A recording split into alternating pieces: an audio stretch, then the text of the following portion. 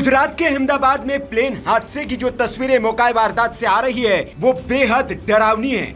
आप देख सकते हैं कि पूरा का पूरा प्लेन मलबे में तब्दील हो चुका है और इन तस्वीरों को देखने के बाद कोई नहीं कह सकता कि इसमें जो भी सवार होगा उसमें से कोई भी जीवित बच पाया होगा। ये प्लेन मेडिकल कॉलेज के हॉस्टल बिल्डिंग पर क्रैश हुआ है। इससे यह भी आशंका जताई जा रही है कि इस हॉस्टल में रहने वाले कई लोग भी हताहत हुए होंगे। आपको बता दें कि एयर इंडिया के इस विमान में गुजरात के अहमदाबाद के इंटरनेशनल एयरपोर्ट से लंदन के लिए उड़ान भरी थी, लेकिन उड़ान भरने के तुरंत बाद ही एयर इंडिया का ये ड्रीम लाइनर विमान क्रैश हो गया। इस विमान में 230 पैसेंजर, 2 पायलट और क्रू के 10 मेंबर यानी कि कुल 242 पैसेंजर सवार थे। लेकिन इस प्लेन के क्रैश होने से ठीक पहले प्लेन के पायलट सुमित सबरवाल ने मेडे कॉल किया था। विमानन की दुनिया में पायलट ये संकेत आखिरी वक्त में देता है। इसका मतलब होता है कि मेरी मदद करो। जब पायलट को यह लग जाता है कि अब हालात उसके हाथ में नहीं है, काबू से बाहर हो चुके हैं, तब वो मेडे संकेत जारी करता है।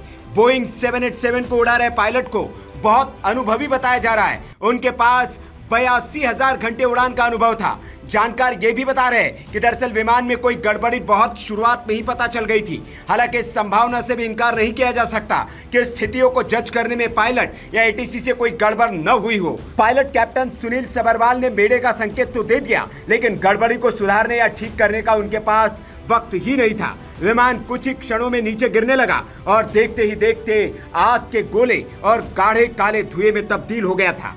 जानकार बता रहे कि इस तरह की कोई गड़बड़ बहुत ऊंचाई पर होती है तो पायलट को सोचकर कुछ करने का वक्त भी मिलता है, लेकिन जाहिर है कि पायलट ने उड़ते ही मेडे का संकेत दिया, यानी उसी समय उसे लग गया था कि हालात उसके कंट्रोल में नहीं है। मेडे शब्द फ्रेंच के मैडर यानी कि मेरी मदद करो शब्द से लिया गया है। 1927 में वॉशिंगटन के इंटरनेशनल रेडियो टेलीग्राफ कन्वेंशन में इसे आधिकारिक आपातकालीन कॉल बनाया गया। पायलट इसे 3 बार दोहराते हैं, मेडे मेडे मेडे, ताकि एटीसी इसे तुरंत समझ ले और बाकी रेडियो संदेशों के बीच ये साफ सुनाई दे। ये कॉल इंजन फेल, आग, दबाव में कमी या किसी ऐसी स्थिति में दी जाती है जहां तुरंत मदद की जरूरत होती है। जानकारी ये भी मिल रही कि अहमदाबाद हादसे में पायलट ने टेक ऑफ के 2 मिनट बाद ही मेडे कॉल दिया था। उस वक्त विमान सिर्फ 625 फीट की ऊंचाई पर था। इससे साफ है कि पायलट को तुरंत किसी गंभीर समस्या का एहसास हो गया था।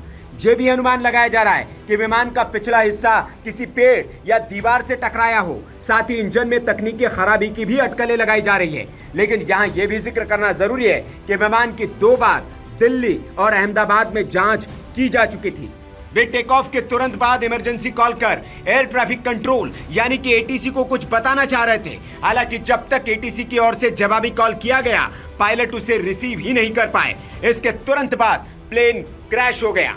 इस हादसे पर एयर इंडिया का बयान भी आया है। एयर इंडिया ने कहा कि प्लेन क्रैश होने के बाद फायर ब्रिगेड की कई गाड़ियां मौके पर पहुंची है। राहत और बचाव का काम किया जा रहा है। हालांकि इस हादसे में कितने जान माल का नुकसान हुआ है, इस बारे में अभी तक कोई आधिकारिक जानकारी नहीं आ पाई है।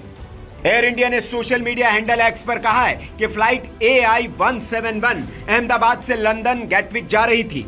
12 जून को दुर्घटना का शिकार हुई है। अभी हम विवरण की जांच कर रहे हैं और इस मामले में अपने सोशल मीडिया प्लेटफॉर्म एक्स और एयर इंडिया के वेबसाइट पर ज्यादा जानकारी साझा करेंगे। आपको बता दें कि बोइंग कंपनी के विमान पहले भी कई दुर्घटनाओं में शामिल रहे हैं। सबसे हालिया दुर्घटना दक्षिण कोरिया के जेजू एयर की उड़ान है, जो दिसंबर 2024 के आखिरी में दुर्घटनाग्रस्त हो गई थी। आंकड़ों के मुताबिक विमान लैंडिंग का प्रयास करते समय दुर्घटनाग्रस्त हो गया था और इसमें 189 लोगों की जान चली गई थी। ये विमान भी बोइंग 737-800 था और अहमदाबाद में जो विमान क्रैश हुआ है वो भी बोइंग 787-8 ड्रीम लाइनर प्लेन था। इस खबर के बाद अब बोइंग के शेयर प्री मार्केट ट्रेडिंग में 6% तक से अधिक तक फिसल गए हैं। दोपहर 3:30 बजे तक बोइंग के शेयर प्री मार्केट में 6.42% की गिरावट के साथ $196.51 पर थे। Bureau report, VK news.